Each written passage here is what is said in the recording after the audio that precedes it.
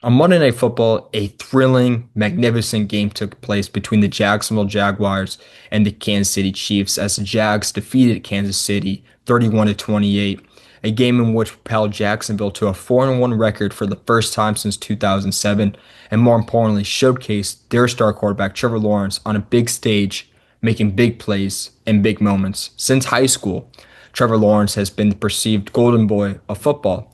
At Cartersville in Georgia, he was a two-time state champion, Gatorade Player of the Year, number one overall recruit, having his pick at any university he wanted to go to, ultimately picking Clemson University. Goes to Clemson and becomes the face of Clemson University, not just the football team, but the school. Is the greatest player of all time, not only for Clemson football, but in Clemson athletics. Going to three straight playoffs with Clemson, going to two straight national championships, and winning the national championship in 2018. Then in 2021, Trevor Lawrence was the conscious number one overall selection in a quarterback heavy draft that featured five quarterbacks being selected in the first round, including three in the first three picks. He goes to Jacksonville, and things got off to a turbulent start. And even in the moments of wow, there was still moments of bad mixed in with it, like the Chargers game, second or first playoff game of his career, second season in the National Football League, comes back in epic fashion down 30-0 to beat the Chargers in the playoffs. But how did they get there? Four interceptions from Trevor Lawrence occurred that game. And then since then, it's been downhill. Just like Rocky and Rocky 3, he was on top of the world, got knocked out, got defeated, and he had to work his way back up to eventually being what everyone thought he would be. Rocky, who he was, this amazing boxer, this hero.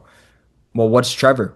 Is he going to be the generational quarterback that everyone anticipated him being?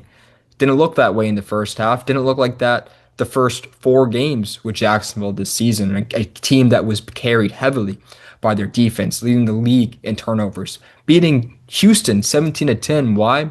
Because their defense was locked in the entire game, having the game-stealing interception on CJ Stroud. Trevor went out there in the first half and showed what his entire NFL career has been mixed with: drops, moments of greatness, and moments of what the heck are you doing? Going with the drops, Diami Brown, the first possession of the game, 3-and-out for Jacksonville, but on the second down, Trevor Lawrence delivered a beautiful ball down the middle of the field between the hash marks of Diami Brown, drop pass. On the touchdown pass to Parker Washington, well, the plays previous before that, he threw a beautiful pass to Tim Patrick where he was triple coverage. He threw it on the back hip so that when Tim caught it, he wouldn't get blown up by a safety. It was, hey, turn around, square up the ball, catch it, go down so you don't get your head blown off. Tim Patrick bobbled it, dropped it, went up in the air, and was nearly intercepted.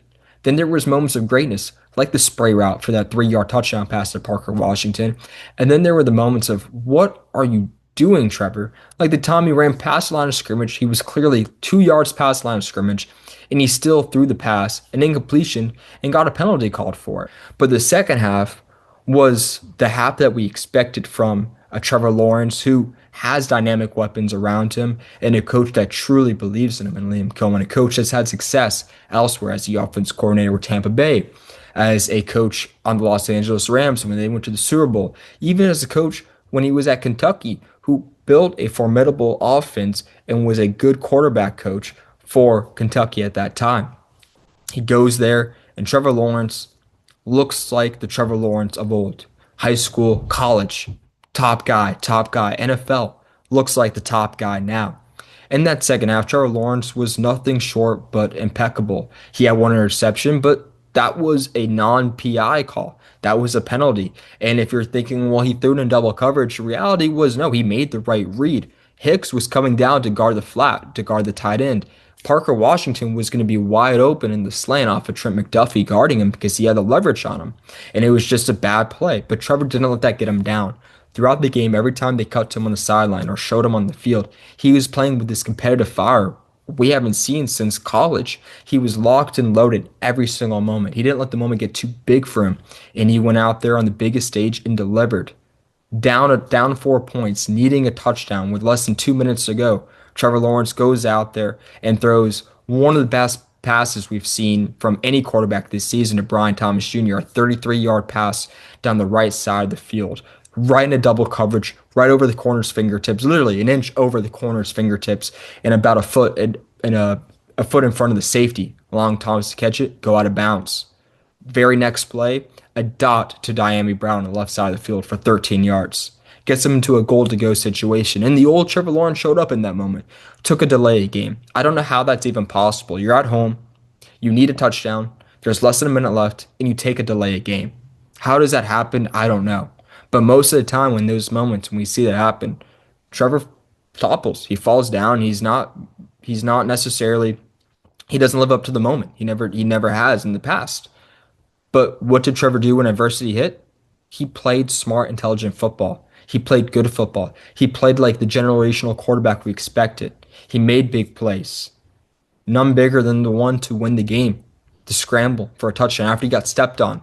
It was literally in that moment I thought, this is Trevor Lawrence's career summed up in one play.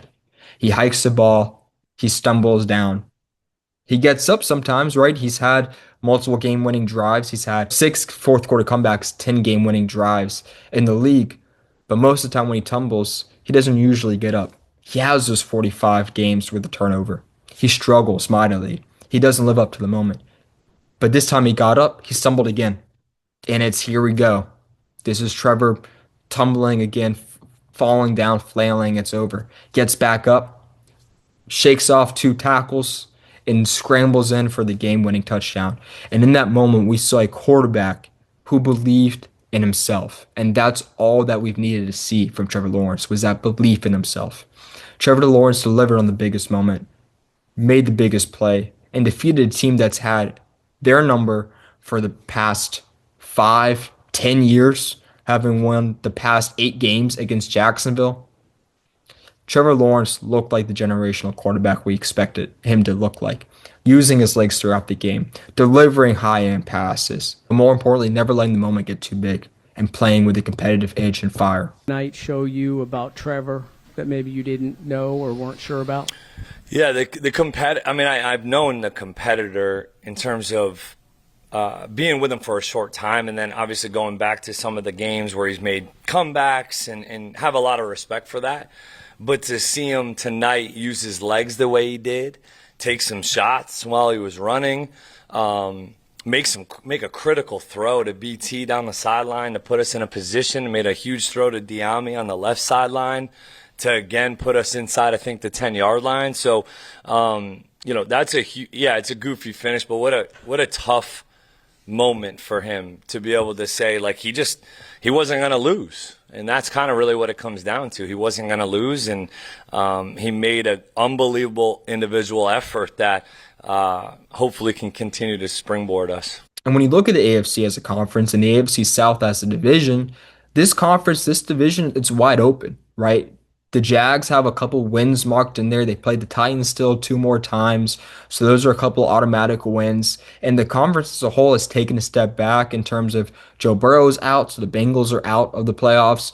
You look at the Ravens with Lamar out, they're a dysfunctional mess without him. And even with him, they still aren't the team many expected entering this season. The defense is all sorts of injured. When we talk about the AFC, it's a quarterback-driven conference, unlike the NFC. It's built off of, can Josh Allen elevate the team of the Buffalo Bills? Can Patrick Mahomes elevate the team of the Kansas City Chiefs? Can Justin Herbert elevate the Chargers after they lost a few key players to injury and also to free agency? And what we're seeing is Jacksonville sneakily has, alongside the Colts, the best roster constructed in the AFC. They have a dynamic defense that's only going to get better when Trayvon Walker's back. Trayvon Walker paired up with Josh Hines Allen is arguably the best 1-2 punch at the DN position. Eric Armstead has been playing good football at the D tackle position. The linebackers are amazing. The corners are physical. They're playing great football. They're leading the league in turnovers forced with 14 after 5 weeks. That is unheard of. They're averaging nearly 3 turnovers per game. They're playing great football, and it really comes down to, can Trevor Lawrence continue what he did in the second half, which I truly believe, because all it takes for a player to be great is confidence, especially at the quarterback position. Heck, take away look at the Bengals with Jake Browning against Detroit. Browning lost his confidence that game. Obviously, he's a backup, but he lost his confidence, and he ended up throwing 3 more interceptions to add to his long list of interceptions and turnovers he had this season. When you play with confidence at the quarterback position, you can be amazing. And when you're Trevor Lawrence, who has all the traits to be amazing, with now the mentality, odds are he's going to be amazing and then some. Jacksonville is a team that can really compete at a high level and win the division. Let me know what you guys think. Is Trevor Lawrence officially the guy we all thought he was? Does Jacksonville win the division? Do they make the playoffs? How do you think it's going to unfold the rest of the way? Personally, I think the Jags will win the division and make the playoffs. Let me know what you think. Please like, comment, and subscribe.